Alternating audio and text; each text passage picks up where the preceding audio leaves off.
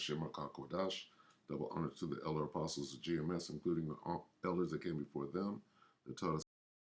Salutations to all the brothers that push in the word of truth and in sincerity, the hopeful elect, Tabernacle of David. I'm the brother Yashawan, back with the World War III Daily Update. And this World War III is an asymmetric war. InfoWars, a la Alex Jones, many different things, right, that are, not of the norm, if you will. So this is 2nd Ezra 16, started 18 this time. I just used this. The beginning of sorrows and great mournings, the beginning of famine and great death. That's what comes along with war. The beginning of wars, right? And the power shall stand in fear, all right? InfoWars. You know too much on YouTube. You're spreading our secrets. They're afraid. Okay, the beginning of evils. What shall I do when these evils shall come? Behold, famine and plague, right? Bird flu, whatever we just got through. All right, famine, you see that. Tribulation and anguish are sent as scourges for amendment. All right. We're going to watch this guy, Marfugal News. Let's look here. Got to get beyond this commercial. Bear with me. So this is Marfugal News, streamed 2 days ago. Let's see what he has to say. Yes. Video. Salakia. I had this lined up. I should have did it earlier. It's about right here, I guess. Let's see if I can find it. It's actually the opposite. It should be that you are more in tune with, what the fears are, and be facing them head on and saying, if this happens, am I prepared for it, and can I handle it? Now, right now, this guy's talking about the Canadian prepper, who is a big YouTube personality who's saying too much. So what are they to do with these YouTubers that are on to them, so to speak? And this is a form of war. Okay? What are they going to do with these YouTubers? They're going to knock on their door, come and get them, and say you're a threat to,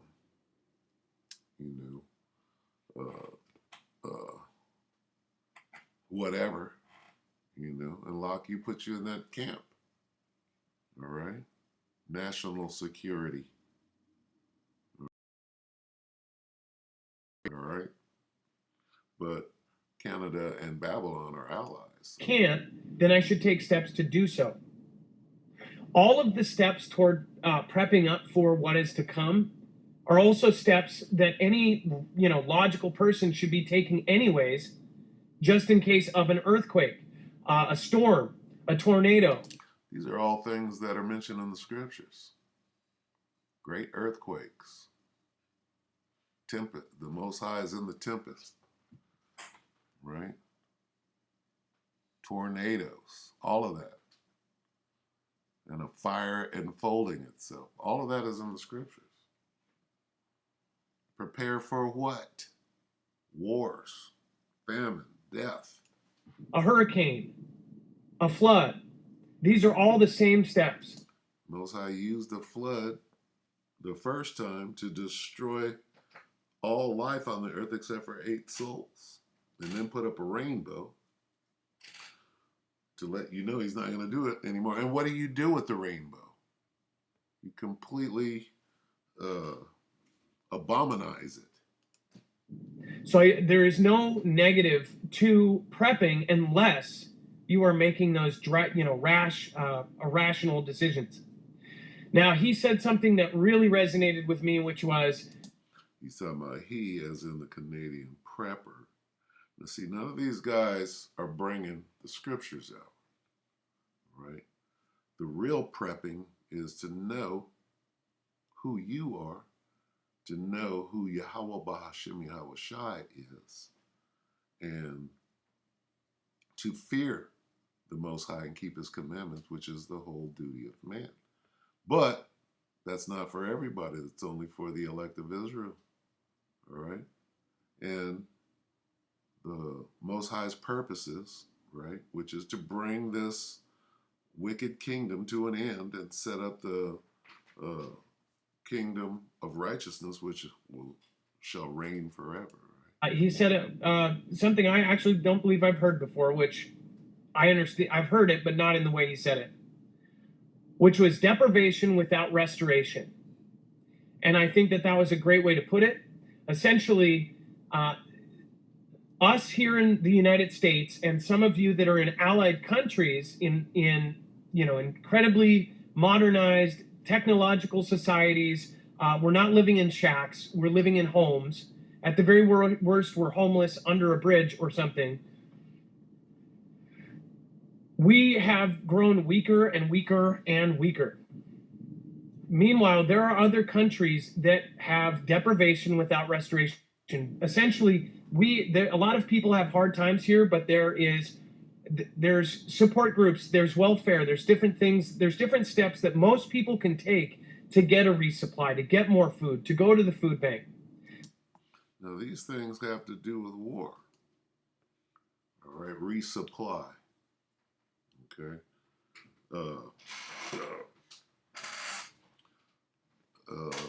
There's a word I'm looking for. I can't think of it.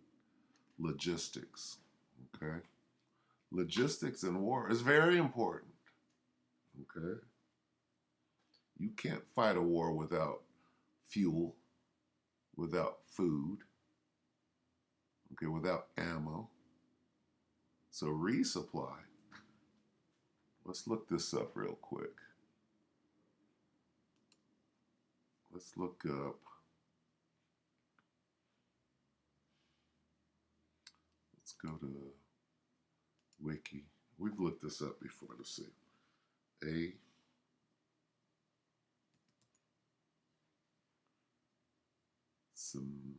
Asymmetric. That asymmetric warfare. This is what we're dealing with today. All right, Wikipedia, asymmetric warfare. Asymmetric warfare or asymmetric engagement is a term given to describe a type of war between belligerents whose relative military power differs significantly, or whose strategy or tactics differ significantly. This is typically a war between a standing professional army and an insurgency or resistance movement militias who often have status of unlawful combatants. Now, who is an unlawful combatant in this situation? Well, they're going to say that the Canadian prepper is. Oh, because you're prepping. Prepping for what? The war that you're waging on us right now. He's describing it. All right? You back that up just a hair, and he's describing the war that's being waged on the people. All right? Which they will very soon label as unlawful combatants. Your YouTube channel, right? We have to take it down because you said the wrong word. You're revealing all of the things that you've been saying for the past 4-5 years are now coming true. You're no longer a conspiracy theorist. You are an unlawful combatant. You're a traitor. Okay? You're an insurrectionist, if you will. Modernized technological societies. We're not living in shacks. We're living in homes. At the very worst, we're homeless under a bridge or something. We have grown weaker and weaker and weaker in this war. Meanwhile, there are other countries that have deprivation without restoration. Essentially, a lot of people have hard times here, but there's support groups, there's welfare, there's different things, there's different steps that most people can take to get a resupply, to get more food, to go to the food bank. That's a bad There are places in the world that don't have food banks. There are places in the world that don't have a welfare program. There are, like he quoted, 2.7 billion people that are experiencing water scarcity. Water is the key to life. And what are they doing? They're creating a drought. You can desalinize. There are so many technological wonders that are being kept from the world right now. Right? What are we still doing using fossil fuel? Right? It's all a means of control. Then when you get into the Georgia what things, stones, the Georgia gallstones, okay? Then you find out, you put two and two together, and then you're on to them. Suddenly, you're an enemy combatant. What enemy? These are war terms. Enemy combatant. You get that label. What then? Oh, well, we have to put you in this internment camp. You're a POW now. You're at war. People, wake up. That is why every prepper will tell you there is number one, water, and number two, food, if not vice versa. And there are that many people that have that, and they're not going to have it resupply. Okay, what? You're at war? How do you wear down your enemy or your adversary at war? All right, you block or destroy the supply lines. All right, the supply chain. When you wake up and understand that you are the target, you're at war. With who? The powers that be are coming. All right, this is asymmetric warfare, making you believe that everything is okay when you're the target. Those are tough people. I believe that culturally, here in the US, and I can't speak for other countries, culturally, we are too proud to admit that we may be falling behind in some areas. We are too proud to say that we may be attacked. We're attacked by your government. Right? They got you on that. They got the upper hand on you because you're too proud. This is a miracle. Confident that we are so secure and we are underestimating our adversaries. Did he just say adversaries? That would make you an enemy combatant. With what is going on over there, I see that a country that normally, before all of this happened, anybody would say that anybody from Bear Country, from Vlad's country. What is he talking about? Before any of this happened, he's talking about the beginning of wars. Listen. Confident that we are so secure and we are underestimating our adversaries. With what is going on over there, I see that a country over there, la la la la la la, over there, 'cause the Yanks are coming. That normally, before all of this happened, anybody would say that anybody from Bear Country, from Vlad's country, those are some tough people. At the very least, most of those people, they have gone through some sort of deprivation. A lot of big chunks of their country has gone through deprivation without restoration. So at the very least, they are tough people. Most people will give them that.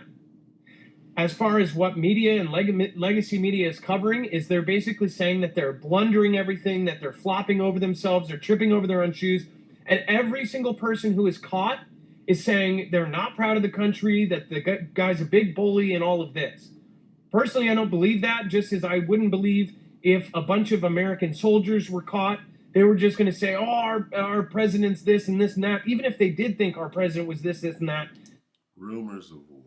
It wouldn't be going on news and posing for pictures and saying they think he's an idiot and this is wrong and he should be declared this kind of criminal. POWs. Look up Songbird McCain. As far as that country, it's not as backwards as most people that have never been there think, and they do have a modernized military. So I believe that if you follow the money and if you follow where things are going, then you would understand that there's a lot on the horizon, and we have to stop being afraid, and we have to start. You have to fight back. Looking at our weaknesses and start looking at where we need to improve, and stop being, I guess, so dismissive of some of these other threats out there. As far as covering scary subjects, He's choosing his words very carefully. That almost all of us are here for a reason. My reason was back in 2001 in September when I saw the second plane hit. That shook my brain. I think everyone who was there on time that morning of 2001 in September that saw after the first whatever it was hit, watching the news and seeing the second one hit, and hearing a very professional newscaster, in my case, I was in a freshman, basically start swearing and dropping F-bombs, and they didn't even cut it. It was just boom, F-bombs everywhere. And they were swearing like crazy. And that's when we realized, like, holy crap, this is real. Then we're under attack. And who did that? This lady is cussing everything out. We knew from that day on that our country would be different, but we didn't know how drastic it would be. Now, no matter what you think of that day, and I believe most of us woke up that day, even if it wasn't that exact day, it was within that next couple of years, a lot of us woke up. All right. There's your update for today. Let's see. Asymmetric Warfare. Let's get this. Over there. War song. Let's see what we can find here. Over there war song doesn't exist. Over there war song does not exist, but right here, over there, is a 1917 song written by George M. Cohen that was popular with the U.S. military and public during both world wars. Well, what about the one today? It is a patriotic, blah, blah, blah, blah, blah. Should we go there? Over there. Patriotic song designed to galvanize American young men to enlist and fight the Hun. Song is best remembered for a line in its chorus, "The Yanks are coming." Huh. Over there. That's what he said over there. Didn't he say that?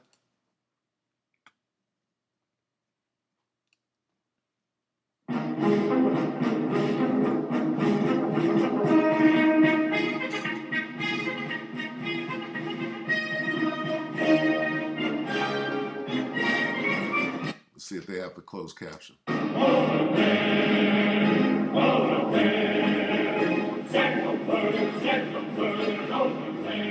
We're sending the word of the Ahau Shimi Shah.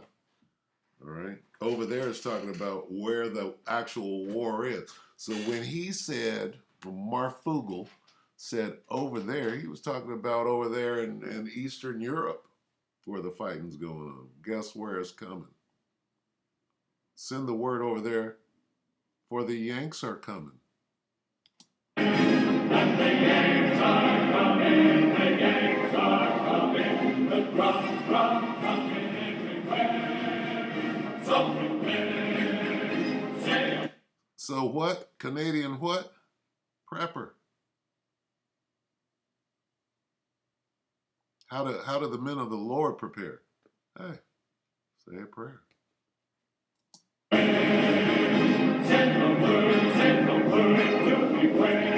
Wait, warn them. Warn them for me. Okay? We're the soldiers on the front line, warning the people. All right? And will be called enemy combatants.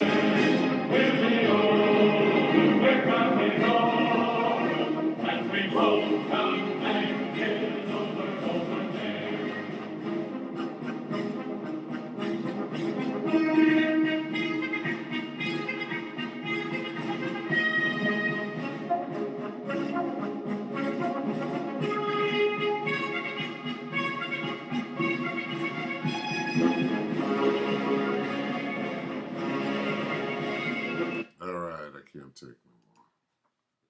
All right. We'll go ahead and close on this here.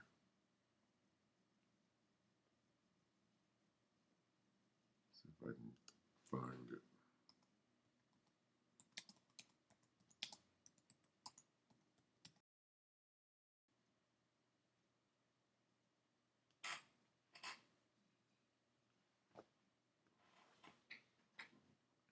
Ezekiel 33 and 7. So thou, O son of man, I have set thee a watchman unto the house of Israel. Therefore thou shalt hear the word at my mouth and warn them from me. Okay? All right? Give them warning. What is this? Berean. Give them warning from me.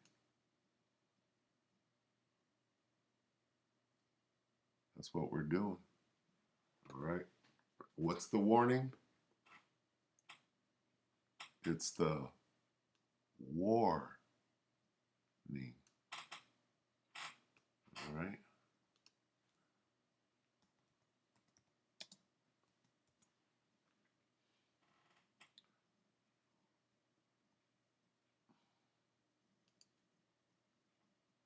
Joel 3 and 2, NLT. I will gather, this is the Most High Yahweh Shemel Shah. I will gather the armies of the world into the valley of Jehoshaphat. That's what we see going on.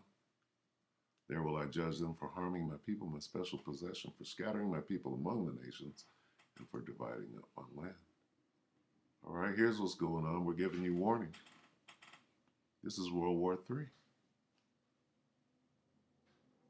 This battle hasn't been fought yet. We're watching it foment as we speak, all right? So with that, we hope that the elect were edified, you brothers and few sisters. With that, we can say Shabbat Shalom.